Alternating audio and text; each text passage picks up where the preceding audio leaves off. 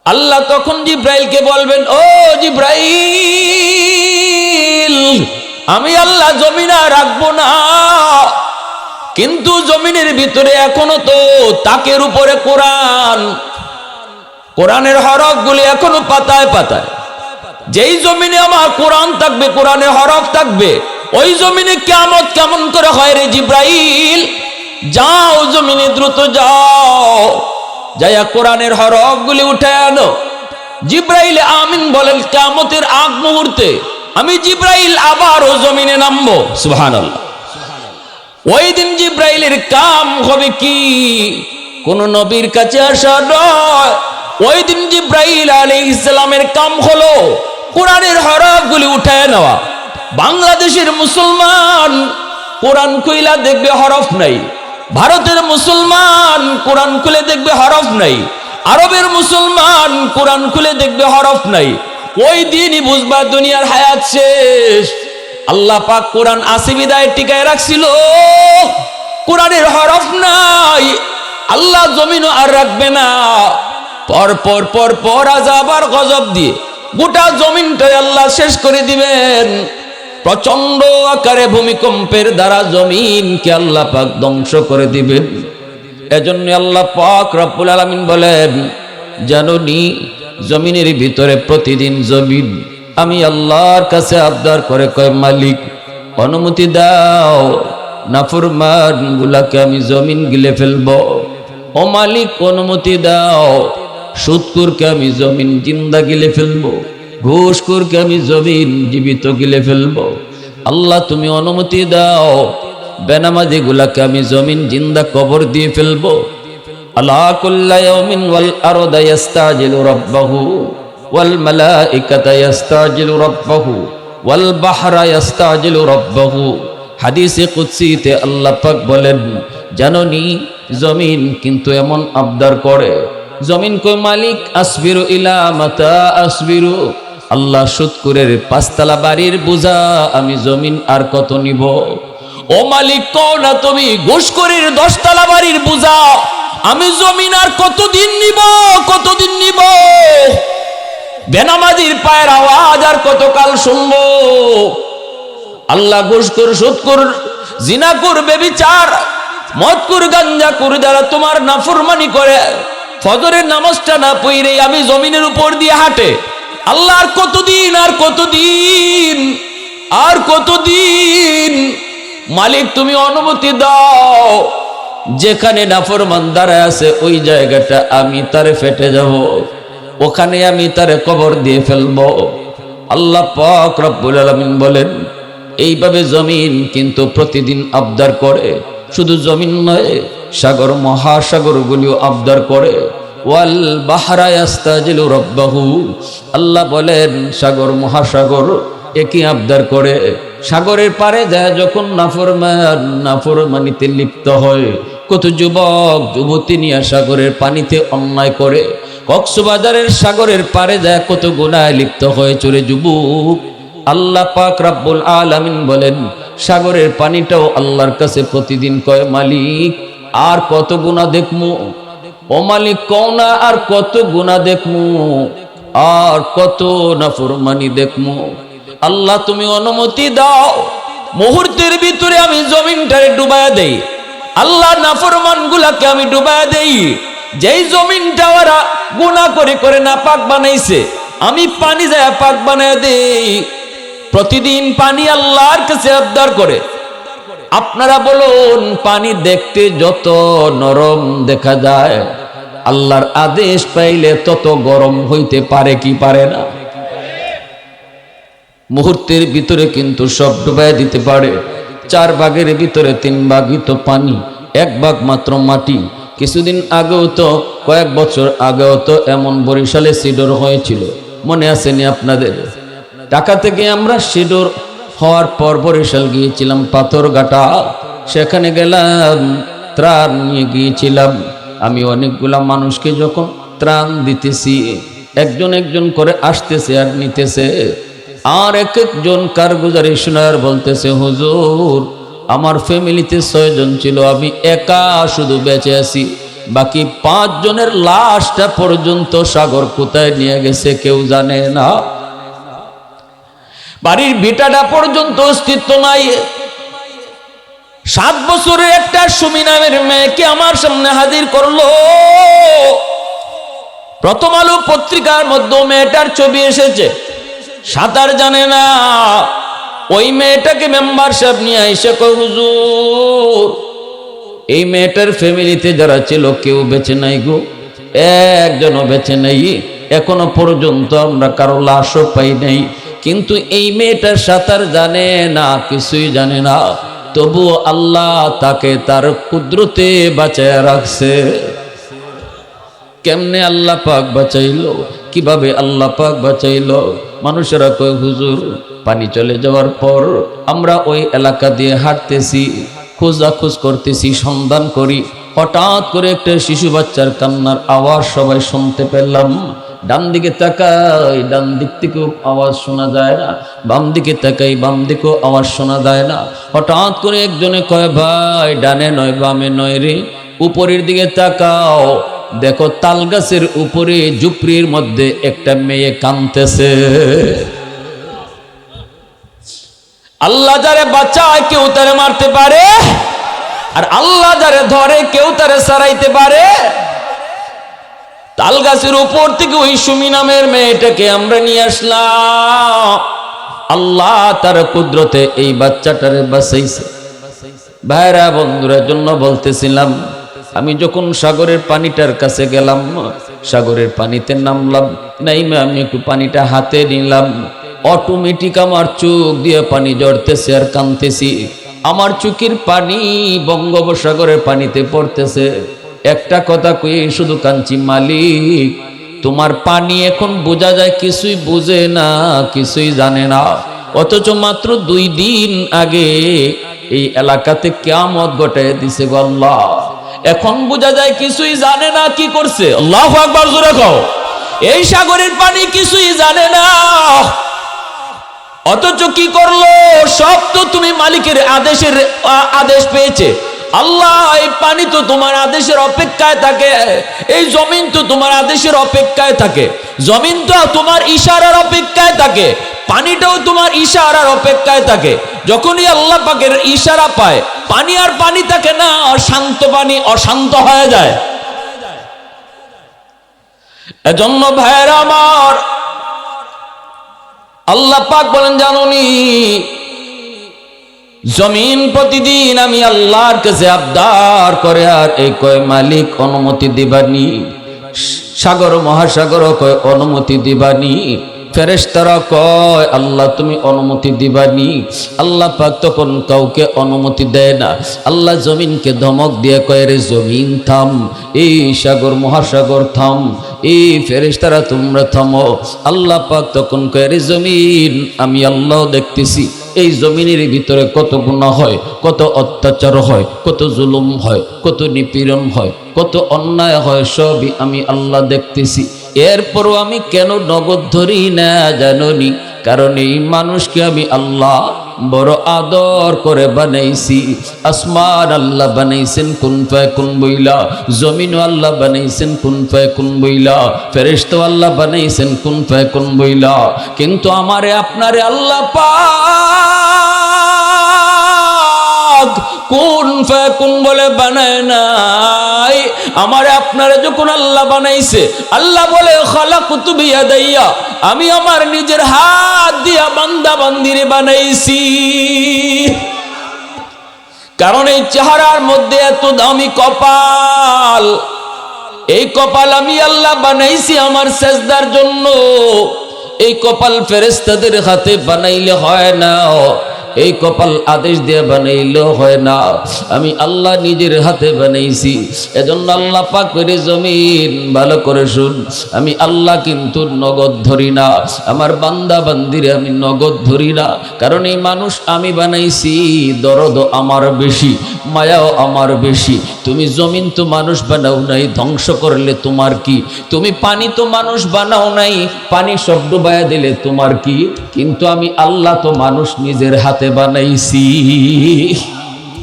আমি আল্লাহর কি মায়া হয় না? আমার কি মায়া লাগে না? যাদেরকে আমি নিজের হাতে বানাইলাম, জান্নাত বানাইতো আমি আল্লাহ হাত লাগাই নাই, না না ফেরেশতা বানাইতো হাত লাগাই নাই, কিন্তু আমার এই গুনাহগার বান্দাটারও বানাইতে আমি হাত লাগাইছি। অতএব গুনার কারণে আমি আল্লাহ তারে ধ্বংস করে দিতে বুঝি আমি আল্লাহর মায়া লাগে না। অতএব আমি আল্লাহ অপেক্ষায় রয়েছি। এখনো জমিনের ভিতরে মাদ্রাসা চালু রয়েছে, এখনো জমিনের ভিতরে উলামায়ে কেরামের হরকত নরকত রয়েছে, এখনো জমিনের ভিতরে সন্তানকে তারা হাফেজ বানায়, আলেম বানায়, এখনো জমিনের ভিতরে আমি মাওলার কালামের তিলাওয়াত হয়, এখনো জমিনের ভিতরে তারা কোরআনের প্রতিষ্ঠান মাদ্রাসাকে মহব্বত করে। যতদিন পর্যন্ত জমিনের মধ্যে আমার কালামের আওয়াজ থাকবে, কোরআনের আওয়াজ থাকবে, ততদিন পর্যন্ত আমি জমিন টিকায় রাখব। মুসলমানের আওয়াজে কওলা সুবহানাল্লাহ। এত মানুষের আওয়াজ হয় না আল্লাহু আকবার। আর একটু জোরে কও যুবক, আল্লাহু আকবার। ওয়াহদাতে কি বেকুওয়াতে বাজো, वहदत की हिफाजत नहीं बेकुवत बाजो, आती नहीं कुछ काम हक़ खुदा दाद, आती नहीं कुछ काम हक़ खुदा दाद। ऐ मर्द खुदा तुझको कुव्वत नहीं हासिल, जा बैठ किसी गार में अल्लाह को कर याद, जा बैठ किसी गार में अल्लाह को कर याद। ये सच है कि बातिल की तरफदार नहीं हम, गद्दार न समझो गम गद्दार नहीं हम, गद्दार न समझो गम गद्दार नहीं हम।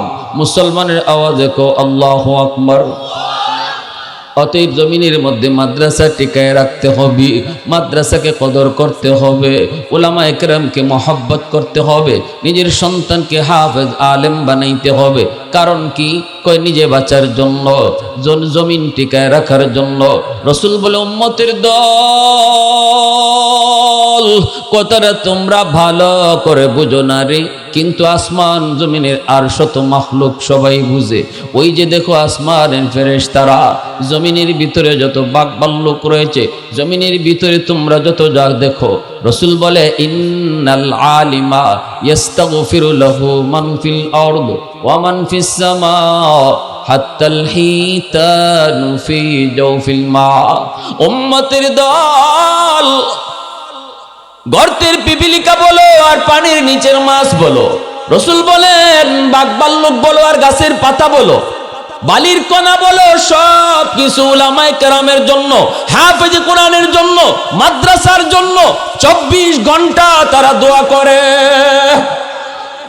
মাসে কয় মালিক, ওই মাদ্রাসার উসিলায় আমি মাছ টিকে আছি, আল্লাহ ওই হাফেজের উসিলায় আমি পিঁপড়া বেঁচে আছি, আল্লাহ ওই হাফেজের উসিলায় আমি গাছ এখনো দাঁড়ায় আছি। এজন্য মাছটায় কই মালিক হাফেজের হায়াত তুমি বাড়াও, ঘরে ঘরে হাফেজের সংখ্যা তুমি বাড়ায় দাও, সমাজে সমাজে মাদ্রাসা তুমি কবুল করে নাও। কারণ মাছে জানে হাফেজের হায়াত বাড়লে জমিনের হায়াত বেড়ে যায়, মাদ্রাসা বেশি বেশি তৈরি হলে জমিনের হায়াত আল্লাহ বাড়ায় দেয়। এজন্য রসুল বলেন মানুষ তোমরা ওই ছোট্ট মাদ্রাসার ছাত্রটার কদর বুঝো না, তোমরা মনে করো ছোট্ট বাবু বুঝো না, কিন্তু পিপিলিকায় ওই ছোট্ট মাদ্রাসার ছাত্রটার কদর বুঝে।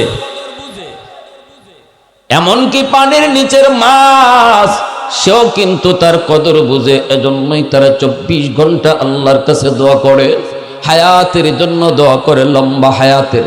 ভাইরে জন্য আমি বলতেছি ভালো করে মনে রাখবেন, মাদ্রাসা আমি 1 লক্ষ টাকাও যদি দান করি, এর অর্থ এই নয় মাদ্রাসা আমি টিকায় রাখছি। মনে রাখবা রাসূলের হাদিস বলে তুমি 1000 টাকা দান করো, 1000 লক্ষ টাকা মাদ্রাসায় দাও, তবু এই কথা বলবা না না মাদ্রাসার উসিলায় আল্লাহ আমাদেরকে টিকায় রাখছে। একজন ছাত্রকে তুমি খাওয়াইতেছো লজিং, এই কথা কখনো কইও না আমি ছাত্রটারে খাওয়াই। তুমি বলো আমি ছাত্রের উসিলায় আল্লাহ আমাদের ঘরের সবাই রে খাওয়ায়।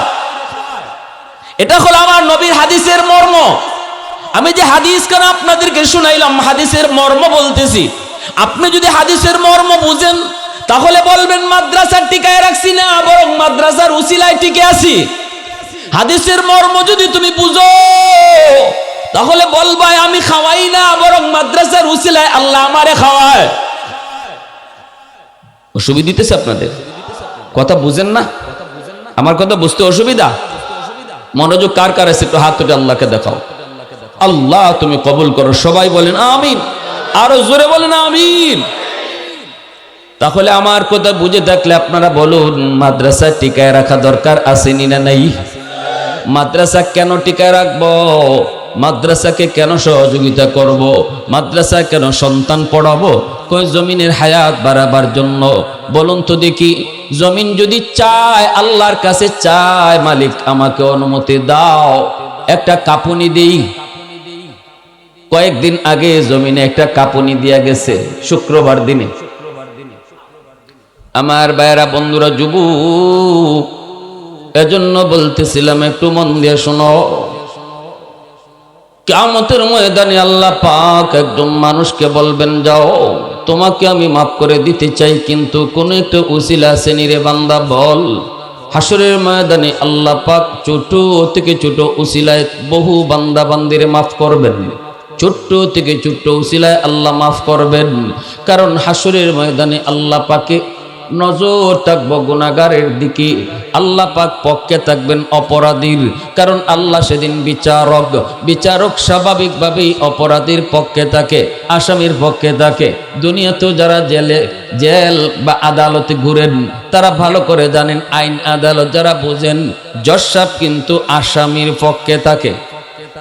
জানেননি? জানেননি? এটা না জানলে জানিয়ে নিয়েন। আসামির পক্ষে থাকে জজ সাহেব, কিন্তু সর্বদিক দিয়ে যেন সাক্ষী প্রমাণের ভিত্তিতে যখন কোনোভাবে সম্ভব হয় না আসামিরে বাঁচানো, তখন জজ সাহেব রায় দেয়। এর আগে কিন্তু জজ সাহেব রায় দিতে চায় না। এমনকি জজ সাহেব যদি নিজের বাসা থেকে কোর্টে যাওয়ার সময় রাস্তায় একটা খুন দেখে যায়, কে খুন করেছে সেটাও দেখে, এরপরও কিন্তু জজ সাহেব কোর্টে এসে রায় দেয় না, আসামির বিপক্ষে রায় দেয় না। ঠিক তেমনি ভাবে মনে রাখবেন, কিয়ামতের ময়দানে আল্লাহ পাক বিচারকের আসনে বসবেন। সকল বিচারকের বিচারক আমার আপনার মালিক যখন আসনে বসে বিচার করবেন, তখন আল্লাহ পাকের নজর অপরাধীর দিকে থাকব। আল্লাহ পাকও কিন্তু গুনাহগারদের পক্ষে থাকবেন। কোন একটা ছোট্ট থেকে ছোট্ট উসিলায় আল্লাহ মাফ করতে পারেন কিনা। এজন্যই মালিক হাসরের ময়দানে একজন মানুষকে আল্লাহ কইব, যা তোর জাহান্নামের ফয়সালা। সে জাহান্নামের দিকে যাইতেছে, বারবার শুধু আল্লাহর দিকে তাকায়। আল্লাহ আবার ডাক দিয়া তারে কাছে আনবেন। আইলে আল্লাহ বলবেন, বান্দা বারবার তুই পিছনে তাকাও কেন? জাহান্নামের ফয়সালা হয়েছে, জাহান্নামে চলে যাবি, কিন্তু বারবার শুধু পিছনে তাকাও কেন একটু কও। লোকটা তখন কইব, মালিক দুনিয়াতে শুনেছি হাসরের ময়দানে তুমি ছোট থেকে ছোট উসিলায় বহু বান্দা বান্দিরে মাফ করবা, তুমি নাকি দয়া আর মায়া দেখাইবা। আলেম উলামার জবানে শুনেছি, যদিও আজকে আমার ফয়সালা হয়েছে আমি জাহান্নামী, কিন্তু আমার মন কেন জানি বলে গো, আজকে হাসরের ময়দানে ওই ছোট ছোট কোনো একটা উসিলায় তুমি আমাকে মাফ করে দাও কিনা। এই বুক ভরা আশা নিয়া মালিক তোমাকে বারবার দেখতেছি। আল্লাহ বলবেন, ফেরেশতারা আমার বান্দারে ফিরে আনো, আর সামনে নেওয়া লাগবে না। বান্দার কথাটা আমি আল্লাহর কাছে বড় পছন্দ হয়েছে, তার আমল নামাটা আমাকে আবার দেখাও। আল্লাহ পাক তখন তার আমল নামাটা নিজে দেখবেন। দেখতে যায় আল্লাহ বলবেন, বান্দারে ওই যে তোর গুনার পাল্লা ভারী, নেকির পাল্লা হালকা, কিন্তু বান্দা বল দুনিয়াতে তোরে একটা ওয়াজ মাহফিলে বসা দেখা যাইতেছে, একজন আলেমের মজলিসে তোরে বসা দেখা যাইতেছে, একজন আলেমের চেহারার দিকে তুই মায়ার নজরে তাকাইছ, শ্রদ্ধা ভরে তাকাইছ, কেন তুমি সেখানে বসছিলে একটু কও। তখন কইব মালিক দুনিয়ার কোনো লোভে নয়, ওই মাহফিলে গেলে পরে আমি সিন্নি খাবো এই উদ্দেশ্যে আমি যাই নাই, গরু খাইমু এই উদ্দেশ্যেও যাই নাই, গিয়েছি শুধুমাত্র তুমি মালিককে খুশি করার জন্য গো আল্লাহ।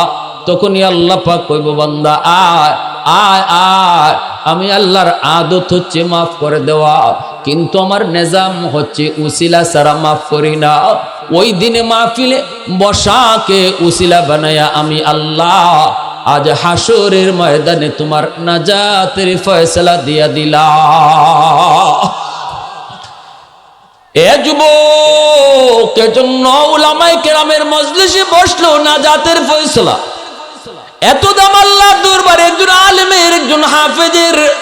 কারণ হলো ওই আলেম হাফেজ এদের উসিলায় আল্লাহ তোমাকে আমাকে খাওয়াইতেছে, মেম্বারে আল্লাহ টিকায় রাখছে, এমপিগিরি আল্লাহ এখনো টিকায় রাখছে, চেয়ারম্যানই করার সুযোগ আল্লাহ দিতেছে।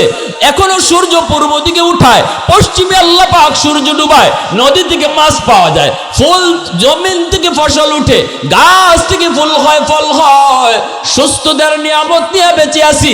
আমি দোকানদার, এখনো বাজারে দোকানদারি করি। আল্লাহ বলে এমন যত প্রকারের নিয়ামত সব কিছু আমি আল্লাহ হাফেজ আলেম মাদ্রাসার উসিলায় টিকায় রাখছি। এজন্যই মনে রাখবা, চেয়ারম্যান সাহেব নিজ দায়িত্বে মাদ্রাসা টিকায় রাখতে হবে, নাইলে চেয়ারম্যানই থাকবে না। এমপি সাহেব নিজ দায়িত্বে মাদ্রাসা টিকায় রাখতে হবে, নাইলে আল্লাহ তোমাকে এমপিগিরি তো রাখবে না। ঠিক কিনা জোরে কর। আল্লাহ পাক কাউকে তার জায়গায় রাখবেন না। যদি মাদ্রাসা শিক্ষা বন্ধ হয়ে যায়, মাদ্রাসা শিক্ষা যদি চলে যায়, এ যুবক তাহলে শোনো, একজন হাফেজে কোরআনের মর্যাদা কেমন, একজন হাফেজে কোরআনের মর্যাদাটা কেমন। আজকে থেকে 300 বছর আগে একটা বাস্তব ঘটনা আমি তোমাদেরকে শোনাইতেছি। এই ঘটনাটা লিখছেন আল্লামা, বিশ্ববিখ্যাত পর্যটক আল্লামা ইবনে বতুতা। রিহলাতে ইবনে বতুতা নামক কিতাবের ভিতরে লিখেন, সৌদি আরবের একটা জাহাজ মালদ্বীপ শহরের পাশের সাগরে এসে ডুবে গেল। সবগুলি যাত্রী ডুবে মরে গেল, কিন্তু একজন হাফেজে কোরআনকে আল্লাহ পাক তার কুদরতে কাঠের উপরে বাসায় রাখছেন। মালদ্বীপের জেলেরা নামছে তারা সাগরে মাছ ধরার জন্য। দেখে একটা বাচ্চা কাঠের উপরে ভাসতেছে, বড় সুন্দর তার চেহারা, দাড়ি নেই মুছ নাই গো। এমন বহু ছেলে আমরা দেখি, দাড়ি উঠছে না, মুছ উঠছে না, কম বয়সে কোরআনের হাফেজ হয়ে গেছে, এমন আছে না নাই? এখনো আমরা যে কয়জনকে পাগড়ি দিলাম, অনেকেরই দাড়ি নাই, মুছ নাই। ভালো করে মনে রাই করে যুবক,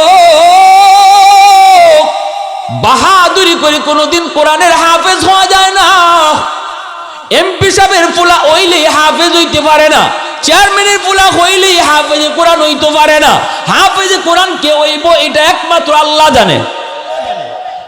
রিকশাওয়ালা আর ছেলেও হাফেজে কোরআন হয়ে যায়।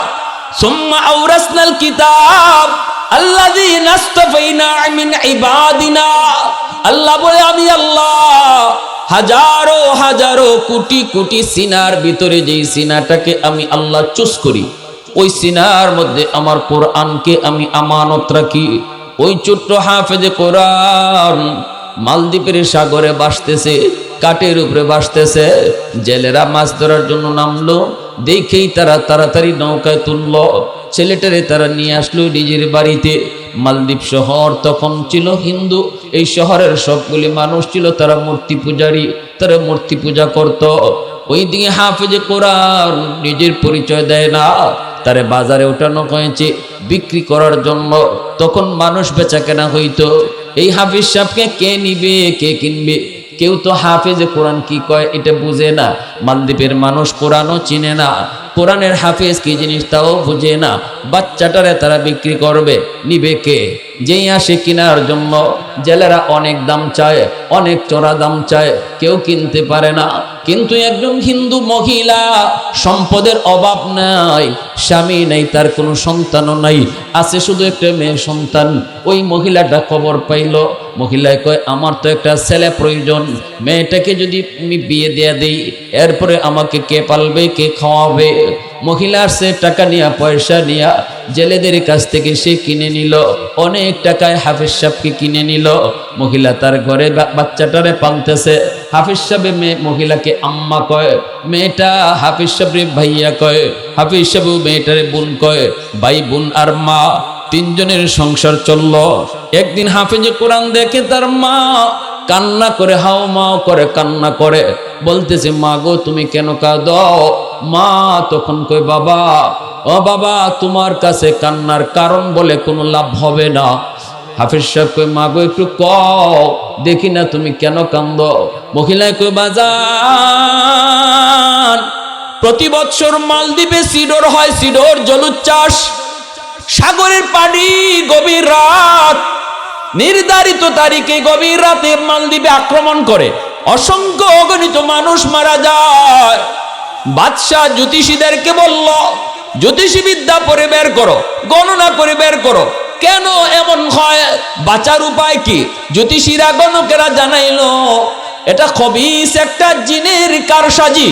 ওই জিনের হাত থেকে যদি মালদ্বীপকে বাঁচাইতে হয় তাহলে সাগরের পারে একটা রাম মন্দির, ওই রাম মন্দিরে একজন মেয়েকে, কুমারী মেয়েকে যদি রাম মন্দিরে রেখে দেওয়া হয় তাহলে সিডর হবে না। কিন্তু সকালবেলা মেয়েটাকে জীবিত পাওয়া যাবে না গো, মেয়েটাকে এই জিনে খেয়ে ফেলবে, রক্ত খেয়ে ফেলবে, মেয়েটাকে জীবিত আর পাওয়া যাবে না। বাদশাহ তখন ঘোষণা দিল, আমার রাজ্যের যত সুন্দরী মেয়ে আছে তাদের তালিকা তৈরি করো এবং লটারিতে যার নাম যে বছর উঠবে ওই মেয়েটাকে মন্দিরে রেখে দেওয়া হবে। জিন্নাতরা মেয়েটাকে খেয়ে ফেলবে, মেরে ফেলবে, বিনিময়ে গোটা দেশ রক্ষা পাবে। এ বাবা, এই বছর লটারিতে আমার একমাত্র কলিজার টুকরা মেয়ের নাম উঠে গেছে রে বাজার। কিছুক্ষণ পরে সরকারি সৈন্যরা আসবে, মেয়েটাকে জোর করে তারা মন্দিরে নিয়ে রেখে দিবে। এজন্য আমি মায় কাঁদতেছি, যেই মেয়েটাকে এত আদর এত লালন পালন করে বড় করলাম, আজ আমি মার চোখের সামনে মেয়েটার লাশ, কেমনে আমি মা সেটা সহ্য করব? এজন্য আমি মায় কাঁদতেছি। হাফেজ সাহেব কয় মা টেনশন তুমি করো না, টেনশন তুমি করো না গো মা। ও মা ব্যবস্থা আমি নিতেছি গো মা, আমি দেখতেছি সমাধান আমি দিব। আমার বোনের কোনো ক্ষতি হইতে দিব না, বোনের কোনো ক্ষতি হইতে দিব না, আবার সিডরও হবে না। আল্লাহু আকবার জোরে কও। হাফেজ সাহেব বলতেছে মা গো, ও মা তুমি কোনো টেনশন করবা না, আমার বোনের ক্ষতিও হবে না, সিডরও হবে না। আমার বোনটাকে নানার বাড়িতে পাঠায় দাও, আমাকে বোনের জামা কাপড় পরায়া মেয়ে লোক সাজায়া পালঙে তুমি বসায় রাখো। সরকারি সৈন্যরা এসে আমাকে মেয়ে লোক মনে করে ওরা নিয়ে যাক, মন্দিরে যেয়ে রেখে দাও, বোনকে নানার বাড়িতে তুমি পাঠায় দাও। মহিলাকে বাজান, আমি তোমাকে হারাইতে পারবো না রে বাজান, আমি তো তোমাকে বড় আশা করে কিনে আনছি, আমি তো তোমাকে পালতেছি। একদিন আমি বৃদ্ধা হয়ে যাব, সেই দিন আমাকে কে পালবে, কে খাওয়াবে? মেয়েটা তো কিছুদিন পরে হয়তো স্বামীর বাড়িতেই চলে যাবে, বাঁচলেও তো স্বামীর বাড়িতেই চলে যাবে, আমাকে কে দেখবে, কে পালবে? আমি তোমাকে হারাবো না। হাফেজ সাহেব কয় মা টেনশন করো না, আমার কোনো ক্ষতি হবে না, সিডর আর জিন খবিস জিন আমার কোনো ক্ষতি করতে পারবে না। কারণ জানো নি গো মা, আমার সিনার মধ্যে ওই জিনের চেয়ে হাজার হাজার গুণ শক্তি আছে। মহিলা তো বাবা কোন শক্তির কথা বলো? হাফেজ সাহেব কয় মা আমার সিনার মধ্যে আল্লাহ পাকের 30 পারা কুরআন আছে, ওই 30 পারা কুরআনের শক্তি আর পাওয়ার হাজার হাজার জিনের চেয়ে অনেক বেশি, অনেক বেশি। টেনশন করো না গো মা, আমাকে আমার বোনের জামা কাপড় পরায়া তুমি বসায় রাখো। মহিলা ছেলের কথা শুনলো। হাফেজ সাহেব বোনের জামা কাপড় পরে মেয়ে লোক সেজে বসা, বোনটাকে নানার বাড়িতে পাঠায় দিল। সন্ধ্যা হওয়া মাত্র সরকারি সৈন্যরা এসে দরজায় নক করলো। টক টক টক টক আওয়াজ যখনই করলো, মহিলা দরজা খুলে দেখে সরকারি সৈন্য, সরকারি ফৌজ ধরে নেওয়ার জন্য এসেছে। মহিলা তো দেখে কয় রাম রাম রাম। হাফেজ সাহেব কয় মাগো রামে কাম ওই তো না, কও আল্লাহ। কাম করব কে? একটু জোরে কও নাকি? মুশকিল কুশাকে, বিপদ থেকে উদ্ধার করে কে? নাকি দয়াল বাবা, কিবলা বাবা, হাজা বাবা, জটাশা, ল্যাংটাশা, বিপদ থেকে উদ্ধার করে একমাত্র কে? আওয়াজ করেন জোরে। আমি সিলেট দরগায় গিয়েছি গত কয়েকদিন আগে, মাহফিল করে রাত বাজে 2:30। দরগার মধ্যে যায় দেখি এক বাস আইসা নামছি জিয়ারত করার জন্য। নারী পুরুষ দ্বারা নামলো। একজন মহিলা দরগার ওয়ালের মধ্যে যায় তার পেট ঘষাইতেছে, কাপড় সরায় ওয়ালের মধ্যে পেট ঘষায়। পুরুষকে আমি জিজ্ঞেস করলাম কি করে? পুরুষ সে কয় বাচ্চা হয় না তো তাই বাচ্চা নেই। এ নাউজুবিল্লাহ কইছে না কাটা কাটা পিছে? যে কইছে না হেসিন্দি খাওয়ার লাগে আইছে। নাউজুবিল্লাহ কোথায় কইতে হইব এটা তো বুঝতে হইব। দরগাওয়ালা মাজারওয়ালা কি বাচ্চা দেওয়ার মালিক? আওয়াজ জোরে, আসতে কেন, আরো জোরে কন। দরগাওয়ালা মাজারওয়ালা বাচ্চা দেওয়ার মালিক? বাচ্চা দেওয়ার মালিক কে? কেউ যদি মনে করে আমার আল্লাহ যা পারে আমার দয়াল বাবাও পারে, এর জীবনের কোন ইবাদত আল্লাহর কাছে কবুল হবে না। নামাজ পড়ে পড়ে কপালে কর ফালায় দেন, লাভ নাই। প্রতি বছর হজ করলেও লাভ নাই, কারণ আপনি ইমানে গন্ডগোল, ইমানে ভেজাল। ভালো করে মনে রাখবেন। রাম রাম কইছে, হাফেজ সাহেব কয় রামে কাম হয় না, কাম করার মালিক একমাত্র কে? আল্লাহ। মহিলা তো চিৎকার দিয়া কয় রাম রাম। হাফেজ সাহেব কয় মা থামো। সরকারি সৈন্যরা ঘরের ভিতরে ঢুকলো, দুইকেই পালঙের মধ্যে বসা দেখে সুন্দরী একটা মেয়ে দেখা যায় সেজে গুজে বসা। আমার ওয়াজ শুনলে বুঝলে আপনারা বলুন এটা মেয়ে না ছেলে? আর একটু জোরে কোন মেয়ে না ছেলে? কিন্তু সরকারি সৈন্যরা মনে করেছে মেয়ে, মেয়ে লোকের পোশাক পরা। কারণ এই হাফেজ সাহেব তো অল্প বয়সে হাফেজে কোরআন হয়েছে, দাড়ি ওঠে নাই, মুছ ওঠে নাই, চেহারাটাও বড় সুন্দর। হবেই তো চেহারা সুন্দর, বাড়ি তো তার মালদ্বীপ নয়, বাড়ি হলো তার মদিনা। আল্লাহু আকবার। আমার নবীর দেশের মানুষ, চেহারা তো সুন্দর হবে। ভাইরা বন্ধুরা, সরকারি সৈন্যরা মেয়েটাকে তারা ধরে নিয়ে যাইতেছে। আসলে তো সে মেয়ে নামছে হলো ছেলে। নিয়ে যাইতেছে, নিয়ে তারে রাম মন্দিরে রেখে দিল। মন্দিরে রেখেই তারা চলে আসলো। এইবার হাফেজ সাহেব সে মেয়ে লোকের পোশাক খুলে ফেললো। মন্দিরের ভিতরে তার নিজের পোশাক, এইবার পরনে ছিল তার নিজের পোশাক, হাতে ছিল জায়নামাজ। মন্দিরের ভিতরে হাফেজে কোরআন জায়নামাজ বিছায়া দিল। আল্লাহ পাকের কুদরতি কদমে সেজদায় পরে কান্দে আর কয় মালিক, আজকে প্রমাণ হবে ওই জিনের পাওয়ার বেশি নাকি তোমার কোরআনের পাওয়ার বেশি। ও মালিক, আজকে প্রমাণ হবে ওই সিনুরের পাওয়ার বেশি নাকি কোরআনের পাওয়ার বেশি। রাত যখন 12টা বেজে গেল, সরকারের পক্ষ থেকে পাগলা ঘন্টা বাজানো হয়, মালদ্বীপের মানুষকে সতর্ক করা হচ্ছে, সবাই সতর্ক হয়ে যাও, সিডুর হওয়ার সময় হয়ে গেল। হাফেজ সাহেব কিন্তু তখন মন্দিরের ভিতরে আল্লাহর কদমে সেজদায় পড়া। সুবহানাল্লাহ। বলুন তো, এই উম্মতের জন্য আল্লাহ পাক রব্বুল আলামিন গোটা দুনিয়াটারে মসজিদ বানাইছেন, ঠিক কি না? মন্দিরের ভিতরে সেজদা দিলেও সেজদা হয় না, হয় না, 100% সেজদা হবে। গোটা দুনিয়া হলো এই উম্মতের জন্য মসজিদ। নামাজ পড়বো আমরা যে কোনো জায়গায়, কথা হবে সেখান থেকেই শুরু। ঘরের মধ্যে নামাজ পড়ি, কথা শুরু ঘর থেকে। মসজিদের মধ্যে নামাজ পড়ি, কথা শুরু মসজিদ থেকে। কিন্তু মূসা নবী কথা বলতেন শুধু তুর পাহাড়ে যায়া, যেখান থেকে সেখান থেকে মূসা নবী কথা বলতে পারতেন না। আল্লাহ বলতেছে, মূসা তুমি তো তুর পাহাড়ে এসেই শুধু কথা বলো, কিন্তু আমার বন্ধুর উম্মত তারা জমিনের যে কোনো জায়গা থেকে আমি আল্লাহর সাথে কথা বলবে। এত দামি উম্মত, আমাকে আপনাকে আল্লাহ বানাইলেন। হাফেজ সাহেব সেজদায় পড়ে আল্লাহর কাছে কান্দেন। পাগলা ঘন্টার আওয়াজ শুই না, সে সাগরের দিকে তাকায়। তাকায় দেখতে পেল পানি পাহাড়ের মতো উঁচু হয়েছে, পানির উপরে আগুন মালদ্বীপ শহরের দিকে আসতেছে ধেয়ে।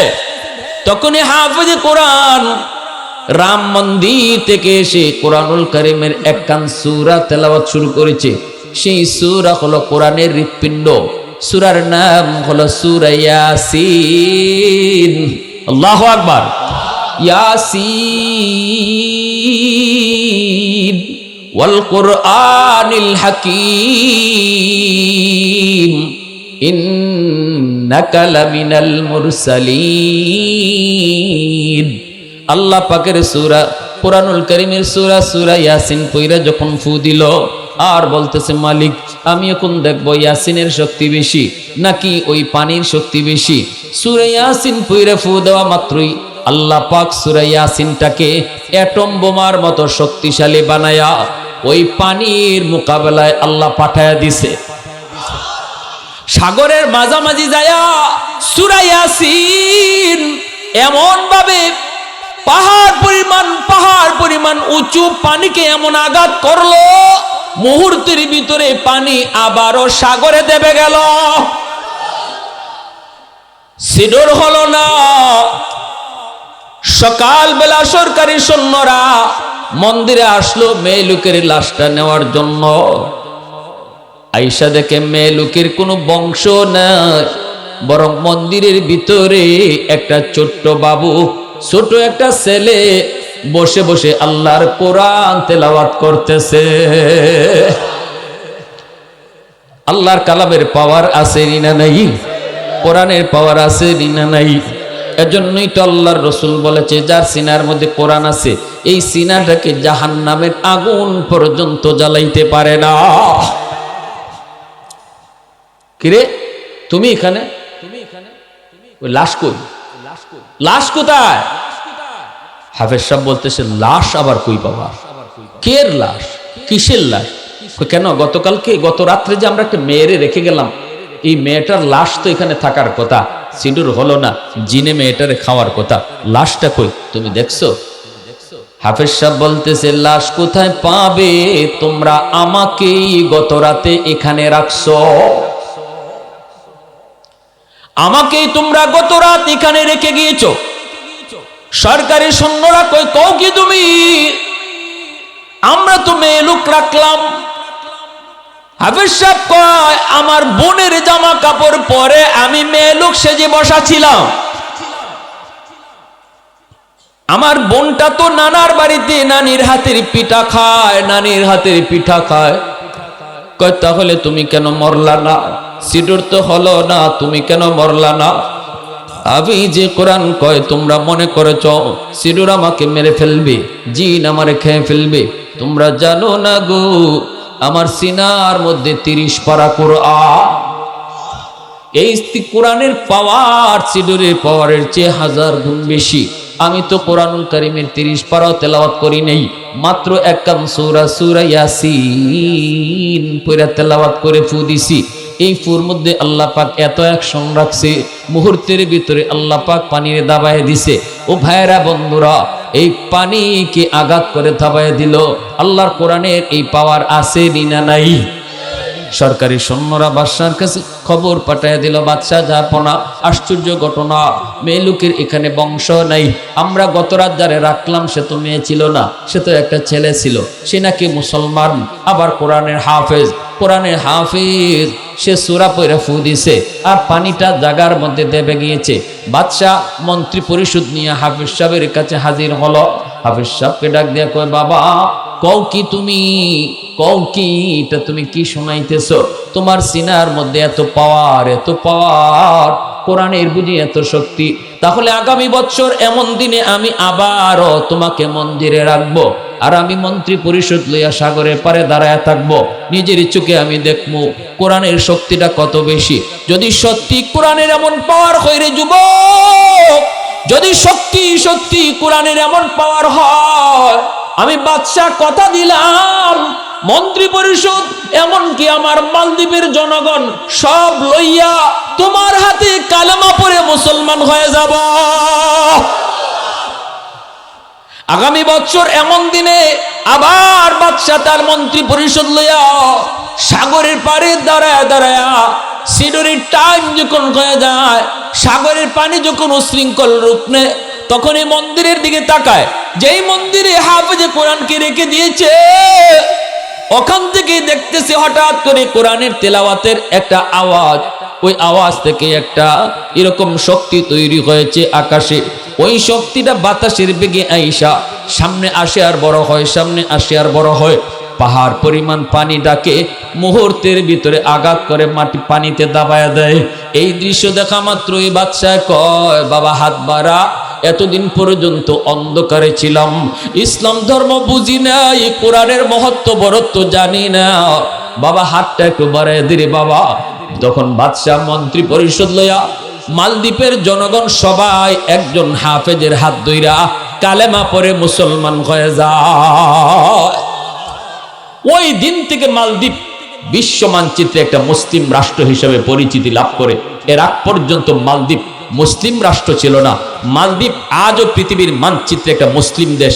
শুধুমাত্র ইতিহাস হলো একজন হাফেজের হাত ধরে এই রাষ্ট্র মুসলমান হয়েছে। আল্লাহর কোরআনের শক্তি আসেনি না নাই? ওই ফ্যাক্টরি আজকে আপনাদের এলাকায় আমার ভাইদের উদ্যোগে আল্লাহ পাক কবুল করছেন। আল্লাহ বলে, জানো যেখানে মাদ্রাসা, মনে রাখবা ওই মাদ্রাসাটার উসিলায় এই গোটা দেশটারে আমি আল্লাহ রহমতের চাদর দিয়া ঢেকে রাখি। এই ছাত্রদের মাথায় আজকে আমরা পাগড়ি পরাইছি, ঠিক না? ছাত্রদের মাথায় পাগড়ি পরাইছি না? কিন্তু হাসরের মাঠে আল্লাহ কি বলেন? আল্লাহ বলেন, কিয়ামতের ময়দানে ওই হাফেজ শব্দের বাপমার মাথায় পাগড়ি পরাইমু আমি আল্লাহ নিজে। মান ক্বারাআল কুরআন ওয়া আমিলা বিমা ফীহি উলবিসা ওয়ালিদাহু তাজান ইয়াউমাল কিয়ামা। আল্লাহ হাসরের মাঠে নবীর বাপমারে তালাশ করবেন না, কোন রাসূলের বাপমারে তালাশ করবেন না। আল্লাহ সেদিন তালাশ করবেন কোথায় হাফেজে কোরআনের বাপমা, কোথায় আলেমের বাপমা। আল্লাহ সেদিন আলেমের বাপমা আর হাফেজের বাপমার মাথায় নিজের হাতে পাগড়ি পরাইয়া দেবে। দাউহু আহসানু মিন দাউইশ শামস, যেই মুকুটের পাওয়ার, যেই পাগড়ির পাওয়ারটা সূর্যের পাওয়ারের চেয়েও বেশি হবে। আল্লাহর হাতে পাগড়ি পরার পাক্কা ইরাদা আর নিয়ত মন থেকে কার কার আছে একটু হাত তুলে আল্লাহরে দেখান।